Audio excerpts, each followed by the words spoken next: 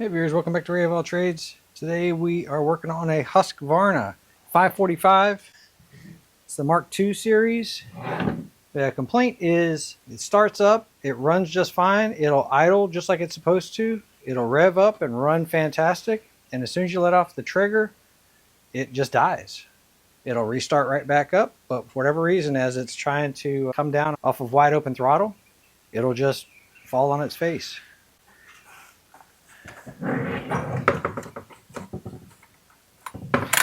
Compression feels a little bit weak on it. Generally, you can just try to hold up on the rope and see if the saw can hold its own weight. So it does feel a little bit weak on it. Let's do a couple of preliminaries before we start tearing into this thing. Number one is verify the complaint. So let's see what it's doing. Put it on full choke. Prime this thing up. I'm going to bring it outside real quick so we can don't smell up the garage. Quick little rollover. Put it back to running.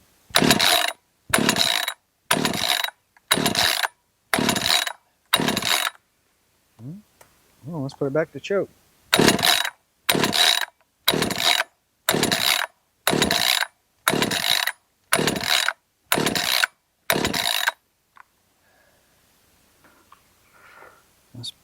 Let's put it down in one position.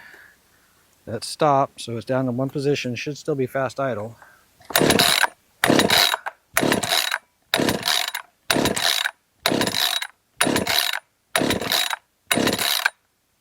Wow. Let me try to hold the throttle wide open.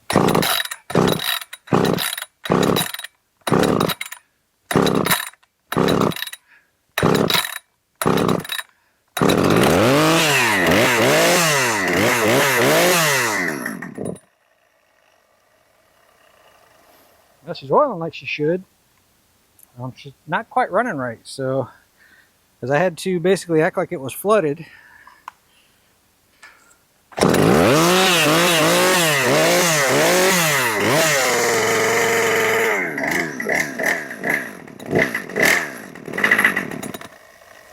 Yeah, I can't get it to idle properly. Let's take a look and see what's going on. That's slightly different than the reported issue, but the guy who told me about it, I'm positive he had it idling just right, so he's really good at these things. Why it's not idling fine for me, I don't know. So it's very possible I flooded it right off the bat. Let's take a look at the spark plug real fast.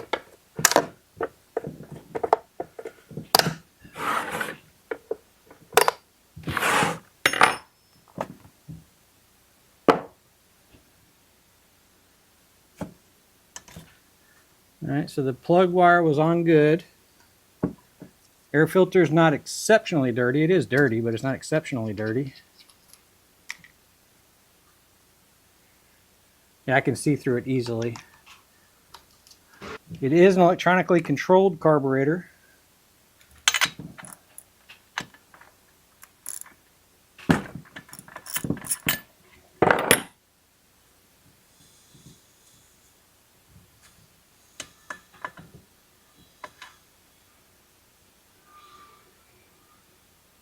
Plug's dirty and a little wetter than I'm used to seeing.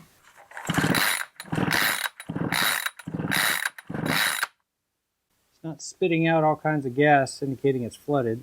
The recoil's a little bit tight. I don't know if y'all saw that. The rope was hanging out just a little bit.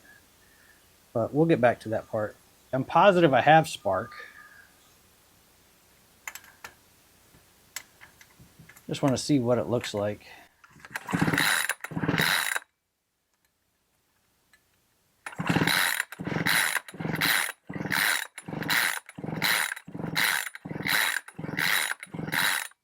Nice blue spark. NGK CMR6H. Let's see if we can just throw a plug in this thing and see if it behaves differently. So I've got another NGK CMR6H used plug. I just want to see if it behaves different. Let's give it a try again. All right, since it's already fired up once, let's try it in the regular running position.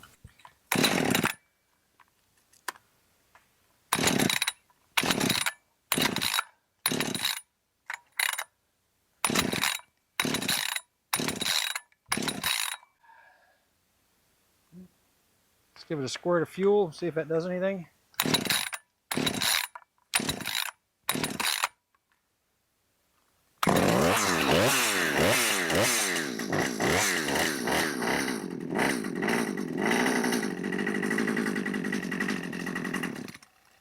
I'm having to keep my finger on the throttle to keep it rolling. Because it runs, I'm wondering if this carburetor actually just got some dirt inside it. I hate to jump straight into it, but it's acting just like it's starving for fuel.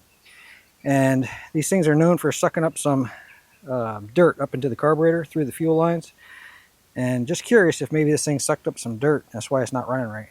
Before we tear into the carburetor, let's just make sure that this thing is building compression appropriately. Let me get a clamp real quick to hold this throttle wide open. All right, it's got the throttle wide open. Got a automotive style compression tester. So obviously my reading is going to be a little bit off. I can hear everybody already. But truthfully, I've never found a good small engine compression tester. They say that building up pressure inside this hose takes some of the pressure away. So let's see what happens.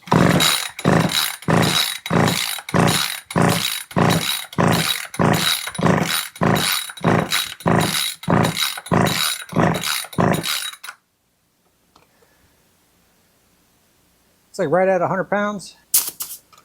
I know there's a lot of people that say it'll never run if it's less than 110, but I've had plenty of them run. And again, that goes back to what kind of gauge you're using, how'd you do your compression test. I know it's a little bit low, but I'm not convinced that that's what's causing this to act like this.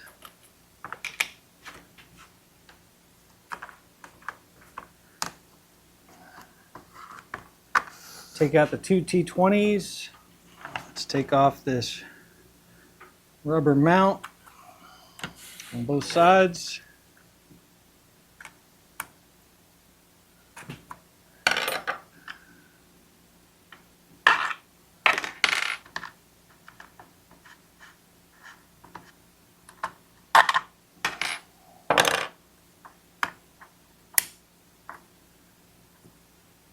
Okay. Let's see, I think I'm going to have to drain the fuel out of it so I don't have a mess on my hands.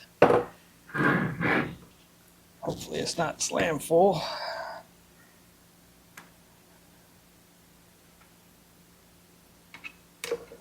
Okay. There was no big vacuum purge when I pulled that off, so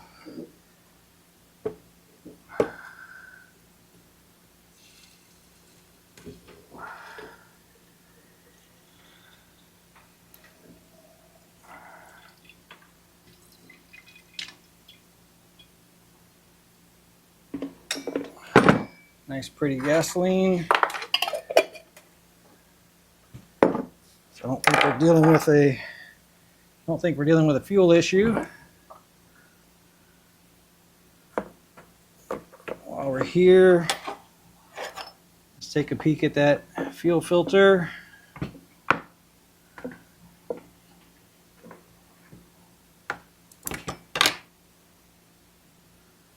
And fuel line.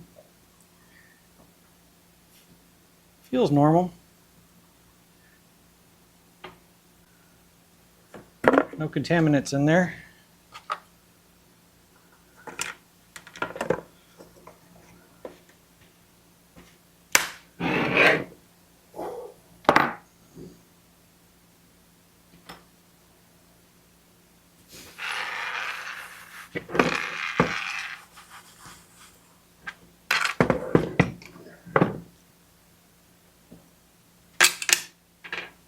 So we've got the long one coming off of that side. So I'll tell you how we're going to do this. We're going to pull off one of them off the primer. And of course it was pressurized. Pull one of them off the primer, and then we're going to take the other one off of the carburetor. Then you know exactly how it was set up before in case there's any doubt. Let's pull the switch off to the side. Set that out the way. Throttle cable on this one is right there. So let's pull that down.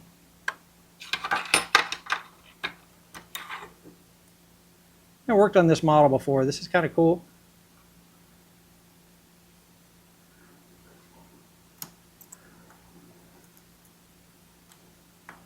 Let me just pull that out the way. Looks like we have an impulse line right there. Let's get that pushed out the way. Feels like something's still holding me. Oh, you know what? It looks like there is a plastic clamp right there. Well, there's another one down here on the bottom. So that was holding against those two ribs. And let's pull off this connector.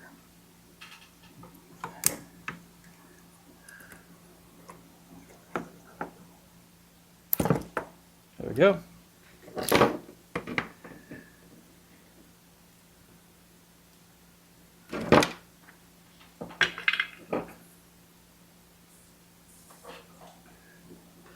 All right, let's just see how clean the inside of this thing is. It's a 5 series saw, so I mean it's not that old. I'm sure the tag probably tells me exactly how old it is. So let's see, one side of this clamp goes up next to the fuel line.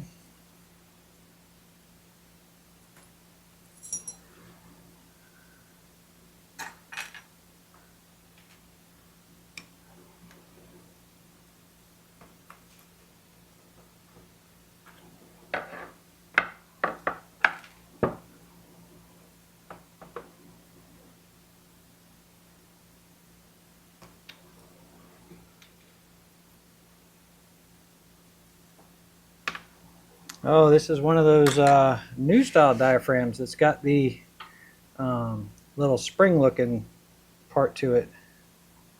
The metering diaphragm. So it's got a lot of dirt and debris inside there. And it does have some deformation to it.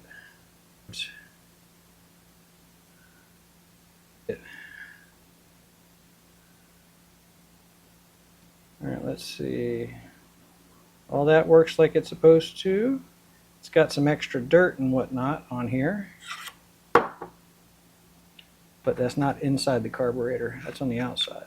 Alright, let's take apart the other side and see what it looks like.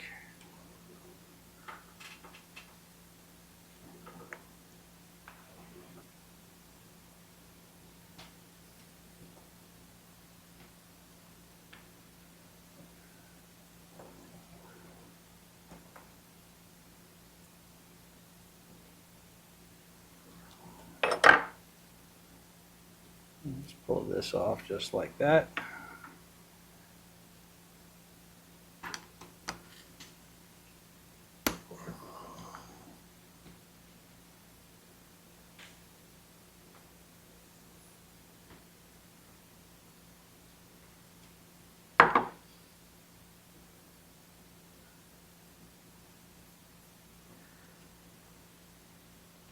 A little bit of dirt.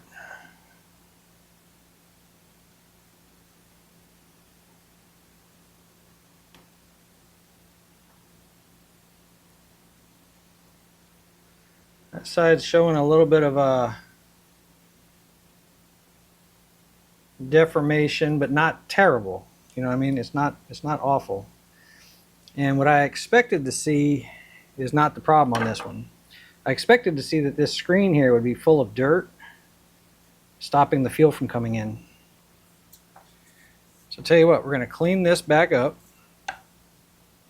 I'm going to clean off these gaskets, get them put back in, and then let's take a look and see what this solenoid does over here on this side. Maybe it's got some debris or something like that inside there. So anyway, we're going to get this carb cleaned up anyhow.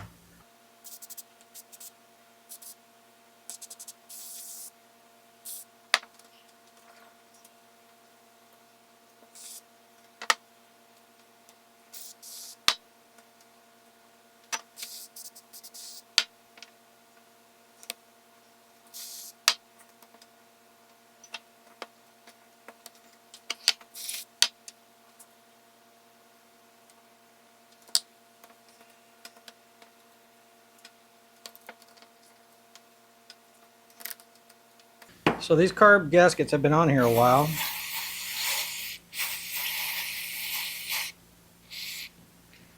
But again, I haven't found a smoking gun yet.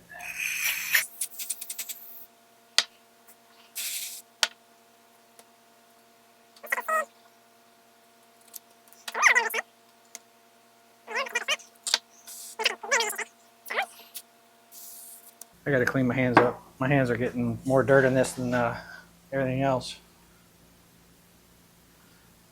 Okay, it only goes on one way. Like I said, this has got some, whatever that is. So let's get that cleaned up too.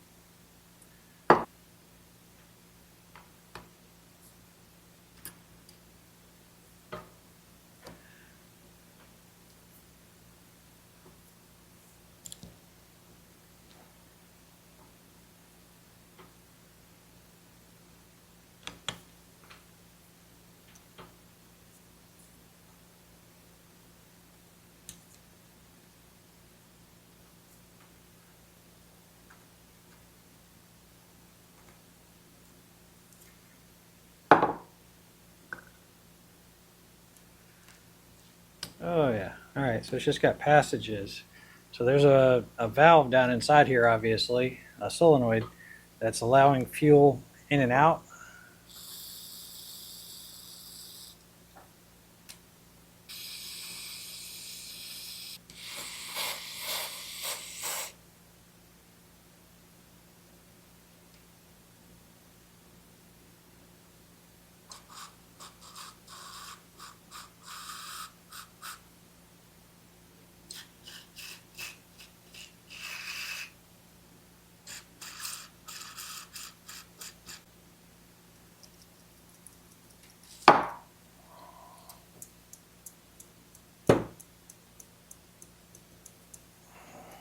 There was some dirt inside everything there.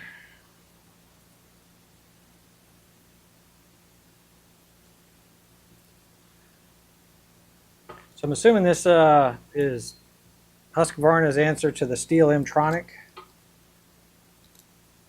that uses the flywheel to determine its idle speed and mixture.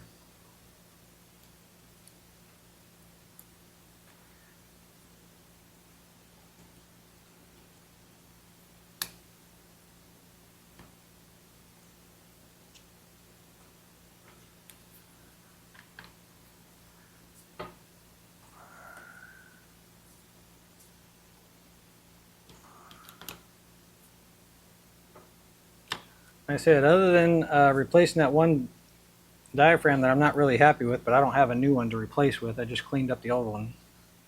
Fuel lines feel good. Doesn't mean that they don't have cracks in them, right? But they feel good. They're not all squishy, like they're deteriorated.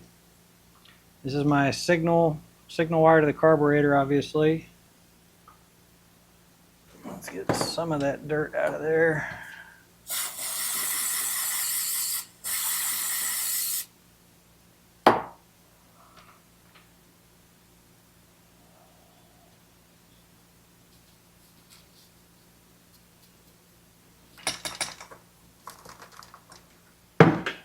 I lost y'all somewhere along the way.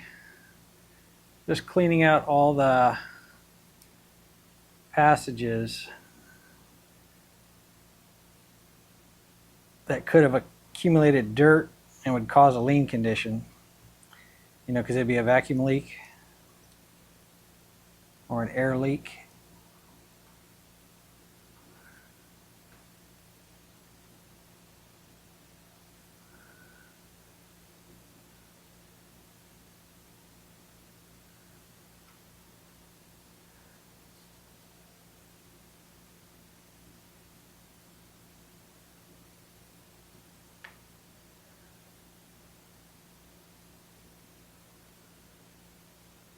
I'm just checking that intake gasket. Here, let's go ahead and snap this thing back together. Goes on there.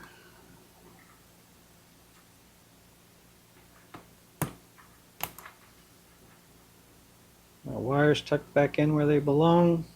Slide the carburetor back together. Okay, so we're going to put the short lead off of the short hose off of the primer bulb on there, and then the long hose goes back onto here.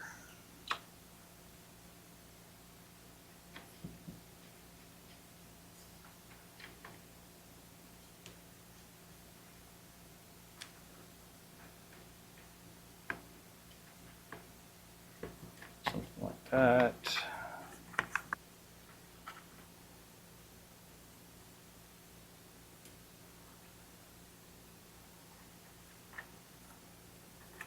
Fuel line back on.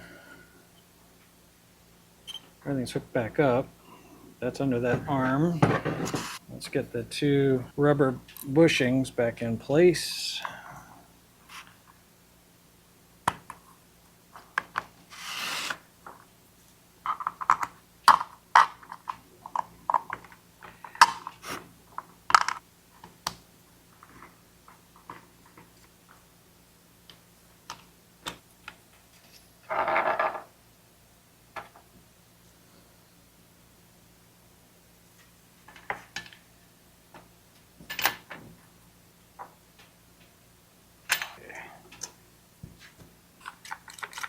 Whoops, I forgot something important. I forgot the throttle cable. Can I get that on after the fact?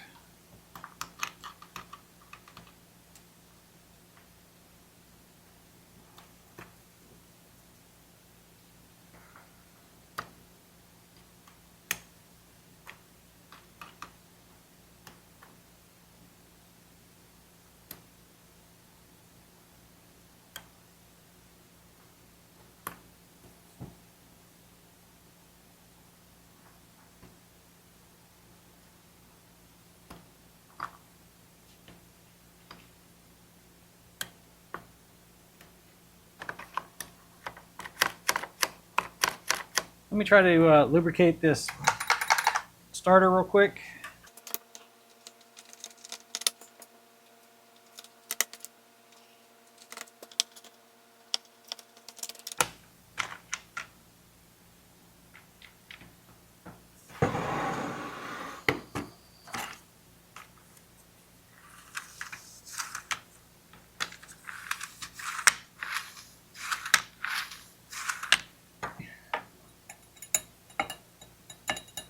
That part feels okay. Gap on the coil looks pretty close. Let's just check it though.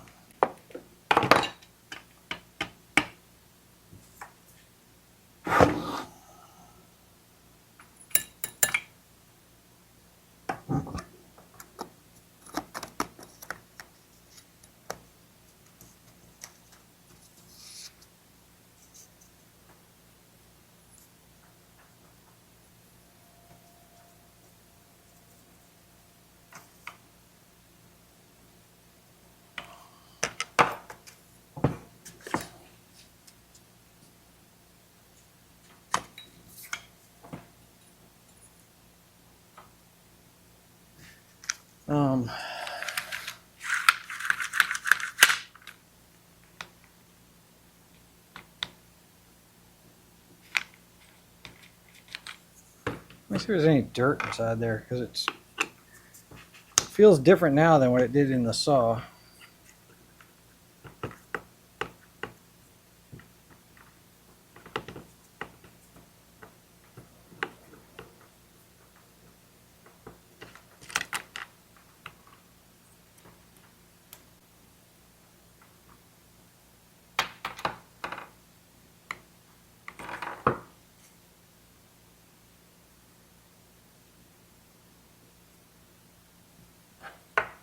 No dirt in there.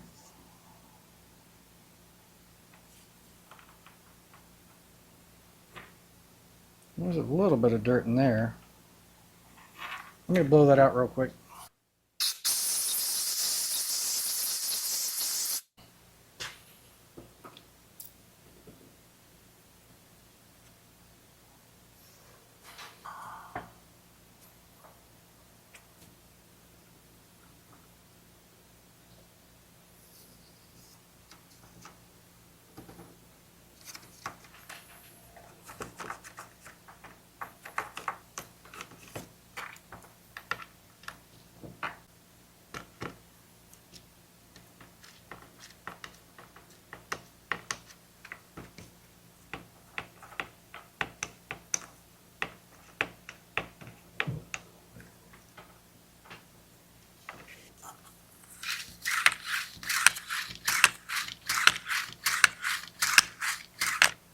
All right.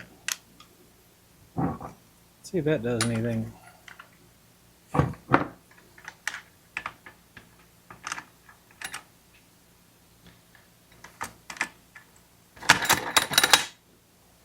So there's a lot of people that say that adding oil to that will attract dirt and dust and cause it to gum up. And there's probably a legitimate reason behind that. I say the dirt and the dust gets in there anyway. And with nothing to lubricate it, there is just basically plastic and metal rubbing on plastic and metal. And there's no chance of it actually getting lubrication, and it's going to wear out anyway. So basically what I'm saying is you do you. Whichever way you feel. You saw how to take it apart. You decide what you want to do. So there's no adjustment on this carburetor. On the steel M-tronic, there is a learn process that you have to do. I don't know if there is one for the Husqvarnas or not. But I just want to see if that little bit of cleaning we did has an impact on how this thing runs.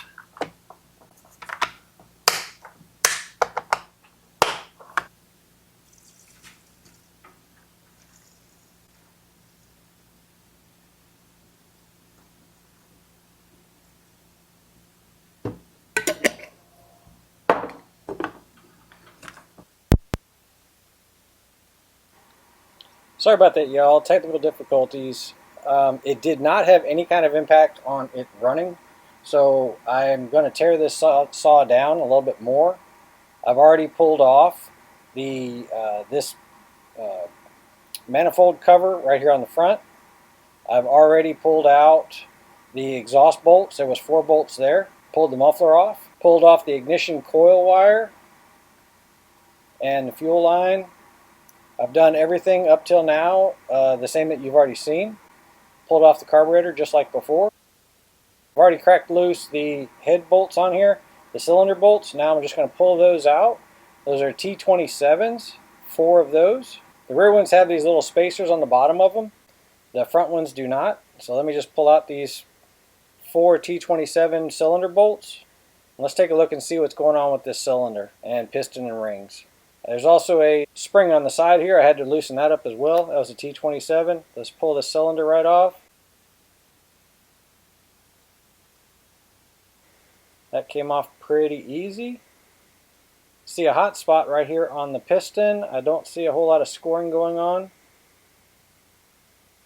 The crank doesn't seem to show a whole lot of wear down here. The base gasket looks normal. I don't see any leaks or anything like that coming out of it. I see a whole lot of carbon on top of this piston, but that's about it. Really no scoring, it's just extremely wet in here.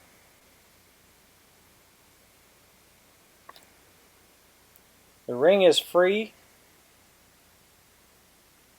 and just a lot of carbon on top of this piston. Can y'all see that hot spot right there on the side of the piston? So like I said, the piston ring looks okay. It's loose, but it's probably worn out.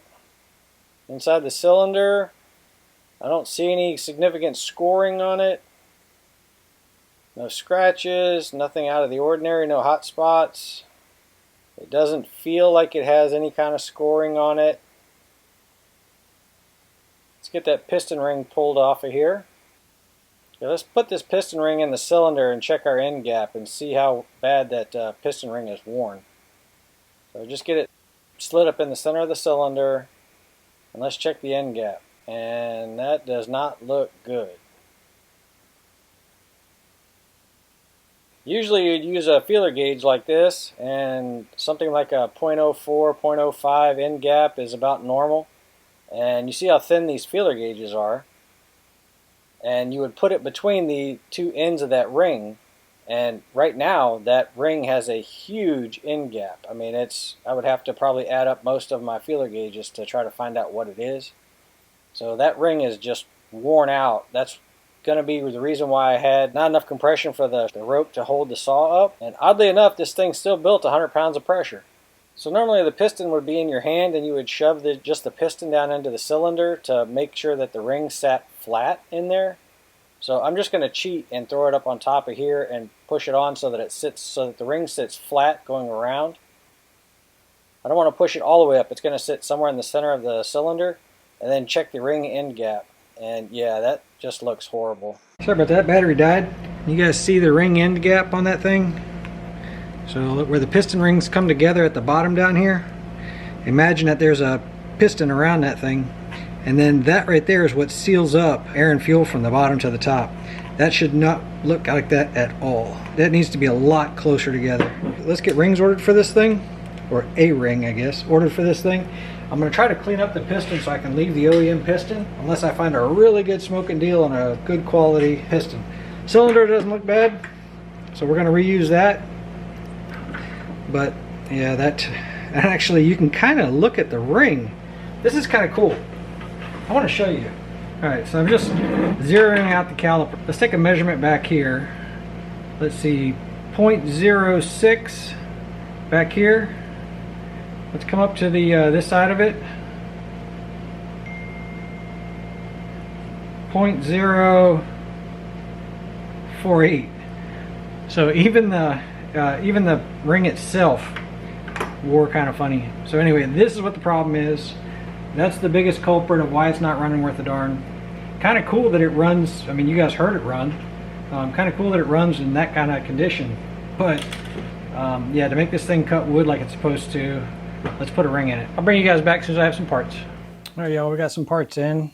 I thought I had ordered a OEM ring and piston for this thing, and the one that came in was not the right part. I ended up getting an aftermarket piston and ring for this thing. Came regarded pretty well. So got an HY stamped up here. I believe that this is made by HL Supply. I'm not positive though, which does a lot of aftermarket stuff. So just comparing the new ring and the old ring, I mean, just visually I can tell that it's a huge difference on these two. But let's check the end gap on this just to be sure. Go ahead and put just a little bit of lube in there.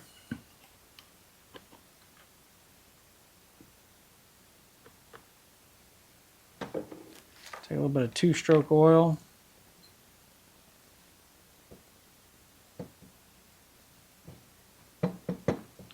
Shouldn't really need it just to check the end gap, but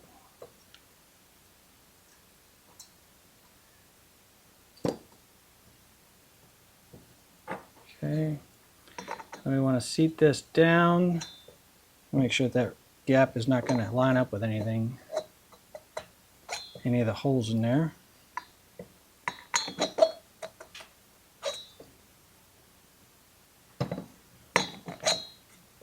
All right. So the piston makes it go in square and flat. And I can already tell that it is a huge difference. Let me put a feeler gauge on it just to take a peek and see. Ideally, I want to try to get like a 4/1000 in there. Barely get a 4/1000 in there. So ideally, this is actually a pretty good ring. Gently pull this back out. Brand new piston. Let's go ahead and pull the old one out and do a couple of checks real fast. Get this keeper ring out of here.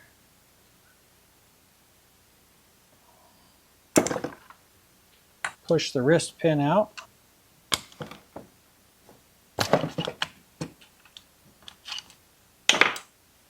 Push the wrist pin out of there. Okay.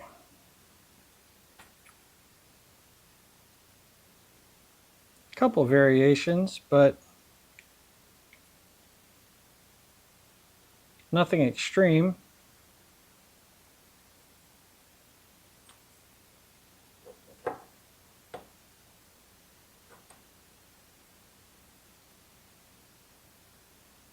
By eyeball, it looks really close.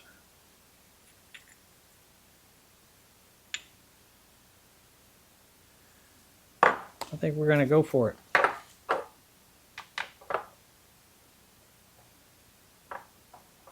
Go ahead and get this ring put on.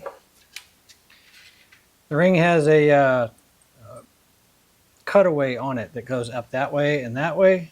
Those have to line up with this locator pin. If the locator pin was on the bottom, sometimes they are, the ring will be upside down. So this one goes on just like that. So I'll put these on by hand. I just want to try out these new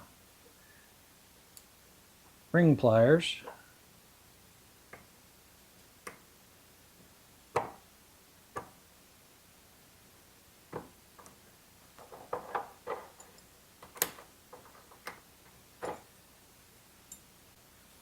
And when it comes together, it should go right underneath that locator pin. Brand new wrist pin. 2 brand new keepers. All right, so the arrow is going to point towards the exhaust. Take your time.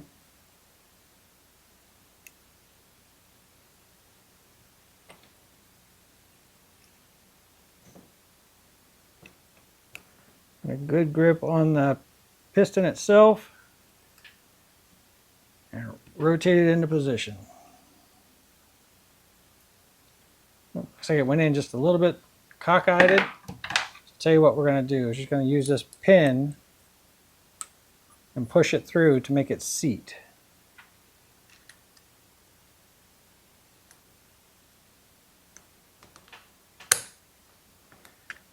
Yeah, that sounded like it dropped in there pretty well.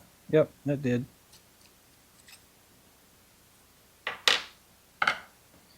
And then I like to take, and I don't like having that ring offset like that.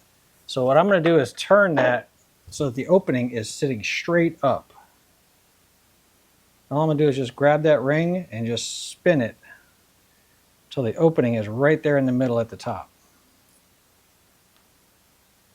We got plenty of oil on the crank bearing, but we're going to add a little bit more. Oil up the wrist pin. Like I said, arrow points towards the exhaust. Start it on the side that doesn't have the pin.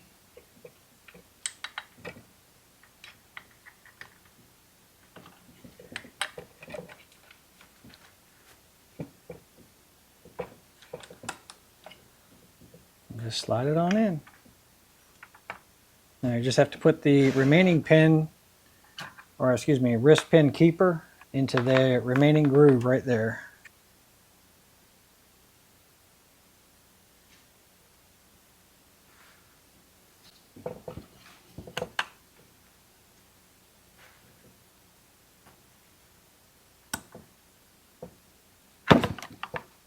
Ouch. Just like that. I want to make sure. Nope. Looks like it's already facing straight up and down. And it's in the groove all the way around. That piston was sharp. I lost my grip on it, and the bottom of the piston actually cut my finger. Make sure that your gasket surface is very clean and dry.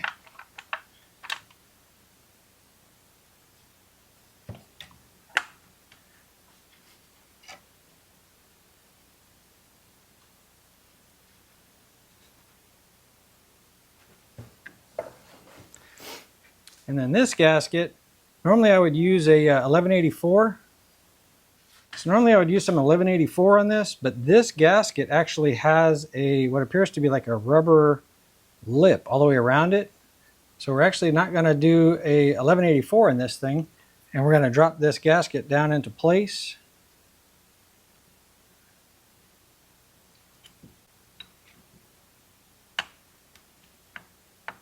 Okay. That's what it looks like.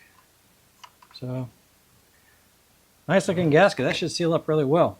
I'm going to get a ring compressor, and then let's put this cylinder back on there.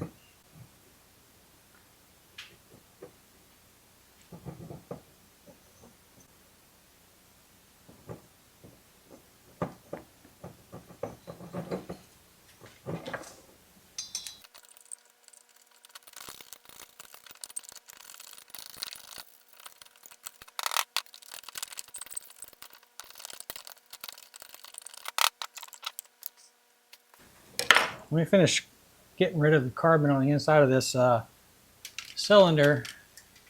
As you can see, I've got quite a bit of carbon that came out of that thing. I got a lot of carbon out of that thing. Used a Scotch-Brite pad and a flathead screwdriver and just scraped as much carbon as I could off the pop-up part. So not the part that the ring rides on, right? So let's get some lube on that, and then cleaned it out really well.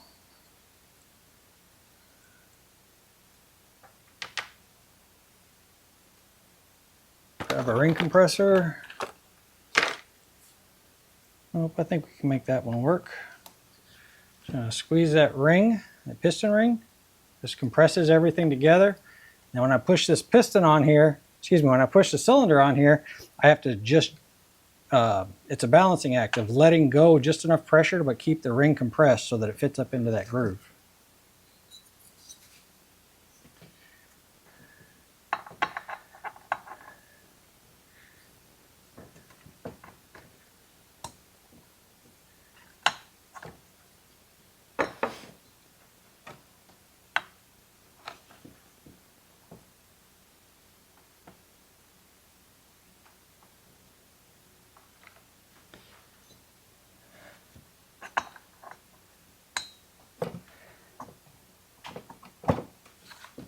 There you go. Slides on just enough. Take your ring compressor out.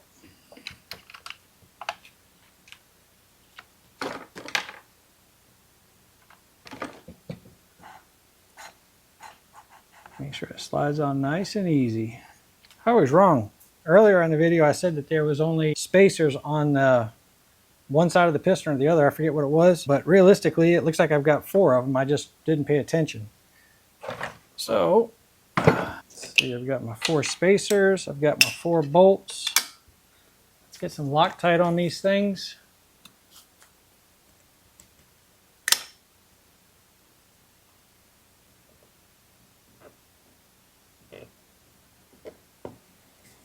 And try to set these in place and drop the bolts through one at a time.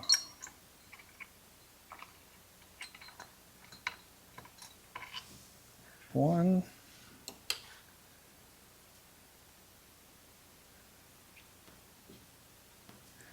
These 2 might be a little bit tougher because I've got all this in the way now.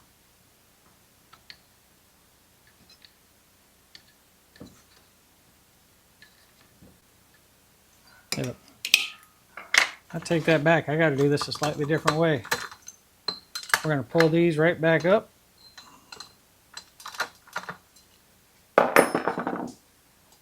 Okay, we're going to put the spacers in place and get the bolts started on them.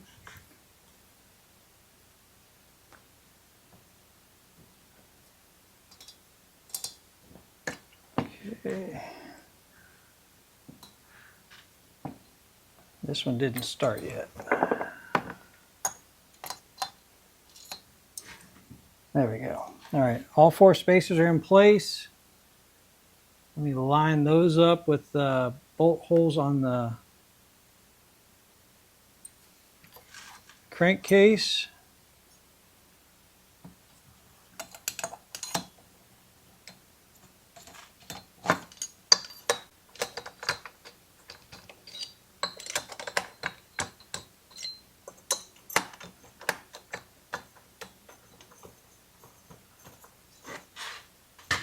All right, let's crank those on down.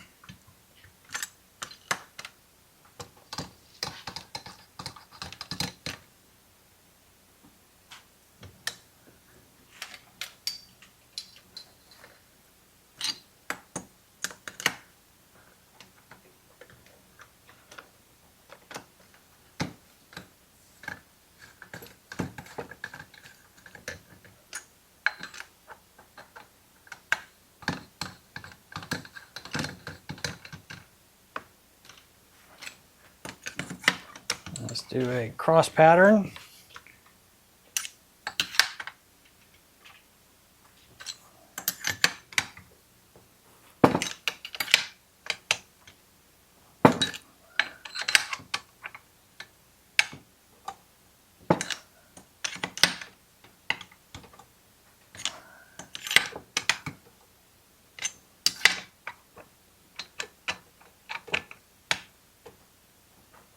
There we go. And while we're here, let's go ahead and put this bolt back in.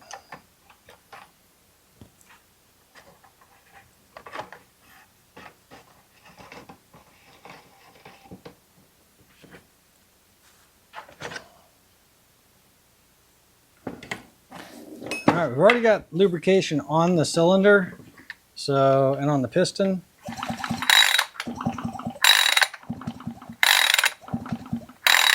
It's actually pretty nice.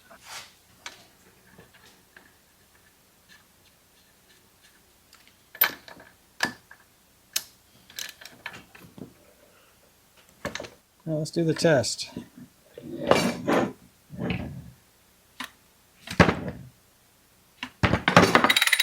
Yep. It hasn't even broken in yet, and it's already basically holding its own weight. So, all right, I'm happy with that. Let's get the muffler installed with the new gasket.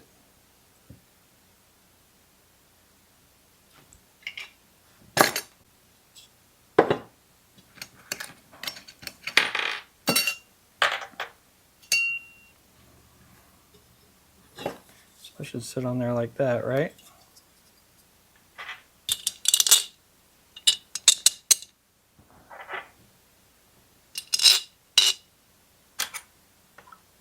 And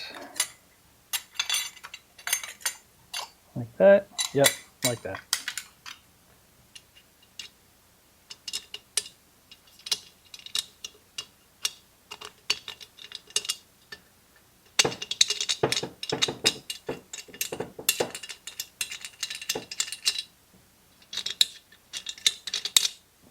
So a viewer told me recently that if I put Loctite on these bolts, it'll keep them from rusting. So we're going to try it. It says it coats threads. I mean, it sounded logical. Just backing the threads out till this thing seats down. The exhaust gasket was actually so tight of a tolerance it was threading into those bolts.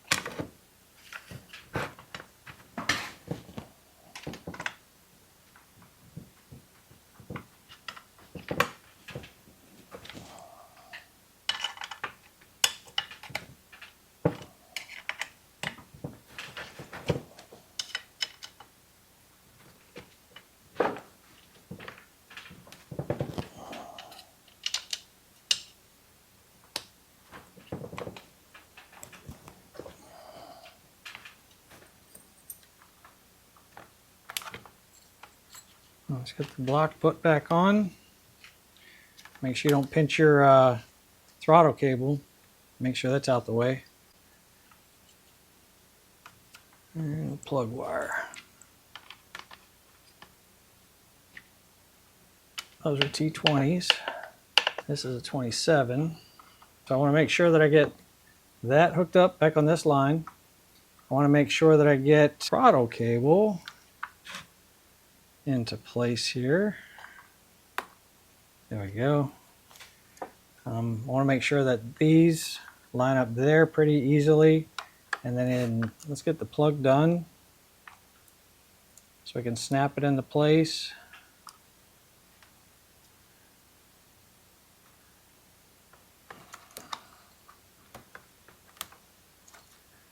Okay.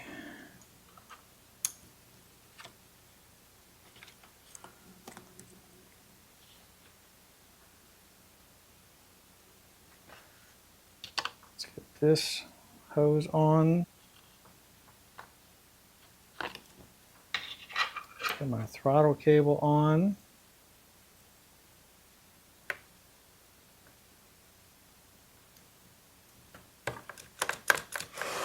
So this connects back to here.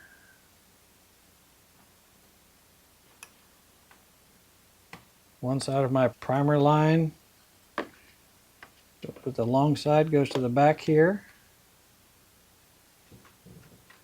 Flex the carburetor up a little bit to get everything in place.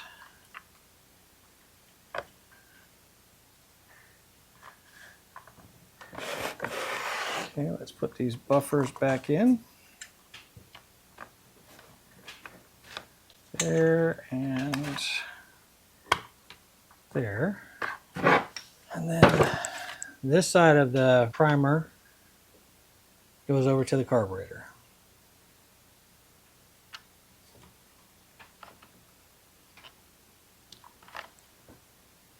Just like that. Make sure you don't have any creases on it. 2 really long bolts.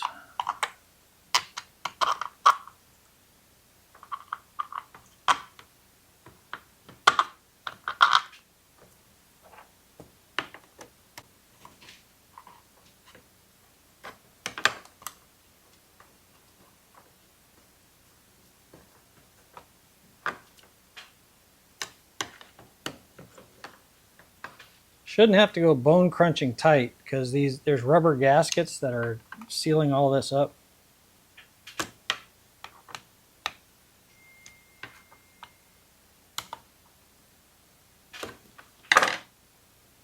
Plug wire, air filter.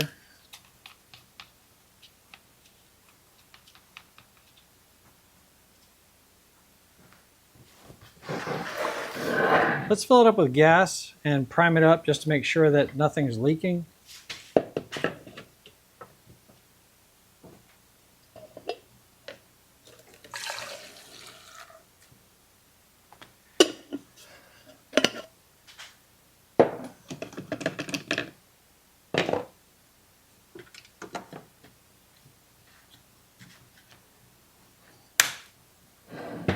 See if it primes up like it's supposed to.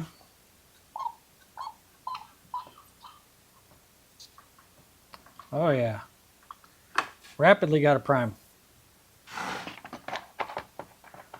We're gonna fire this thing up. I need to wait for the bar and chain to arrive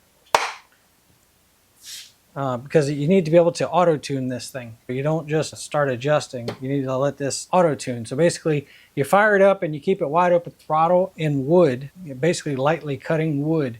And you do it for roughly 40 seconds, I think it said. That will auto-tune it. You'll hear it go down, come back up. It's trying to adjust for barometric pressure, idle speed, air pressure, temperature, all that other stuff. So that's what the auto-tune's for. But let's see if we can make this thing at least fire. All right, let's see. So choke is out and up. Okay.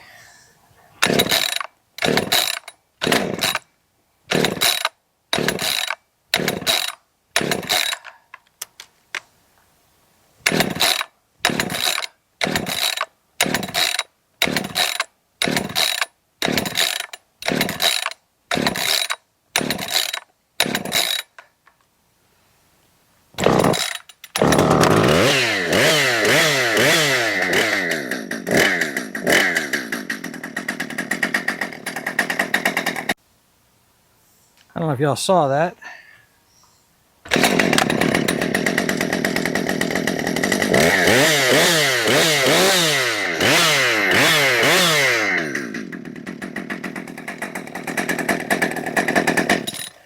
The only thing left for it is to do the auto-tune. I had to start it with a full throttle, and it's probably because it's been running that way for so long. It was used to a certain mixture. Now that it's all set back up, you guys heard it. It sounds really good, revs up nice.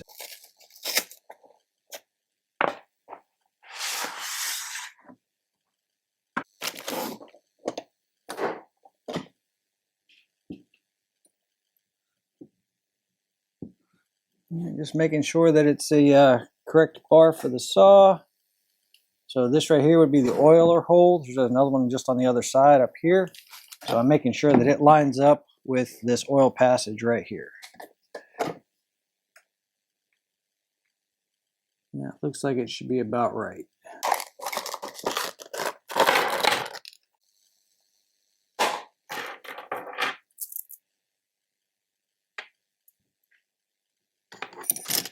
Drop it in the rim sprocket.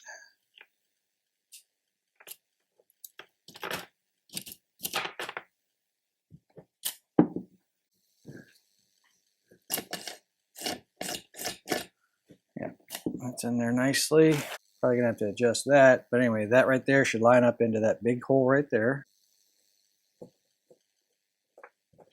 This is just moving that pin back.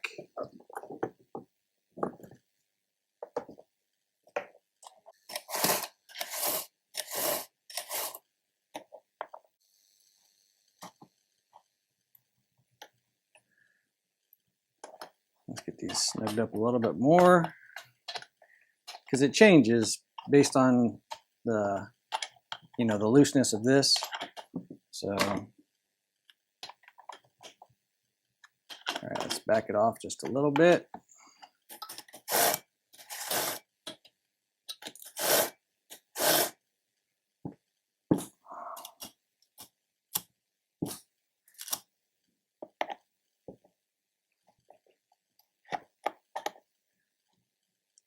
And then I always like to rotate it forward to mimic a downwards pressure on a, you know, as if you're bucking. And then on a brand new chain, I go ahead and bring it so that it's touching. There's no slack at all, because this chain's going to stretch almost immediately. Snug it on down.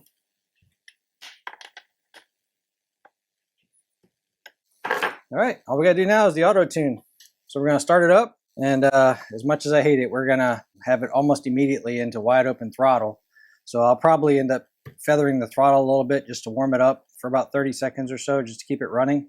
Then we'll go wide open throttle, and instead of bucking wood and like laying into it, we're gonna let the chain do the work. Almost like when you let pressure off and it starts to four stroke, we're gonna basically try to auto-tune it in that position. It needs to run for about 40 seconds, they said.